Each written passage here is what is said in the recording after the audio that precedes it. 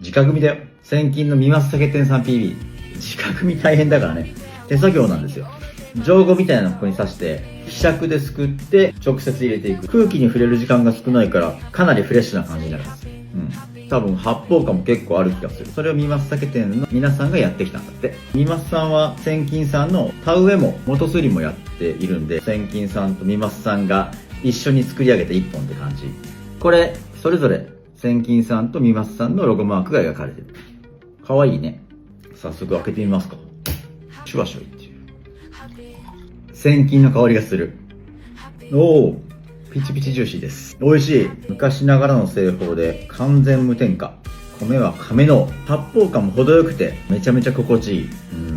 これはスイスイいけるね。スイスイいけるって言ってもすごいジューシー。だけど喉越しはすごい優しく切れる。これがオーガニックナチュールの実力か。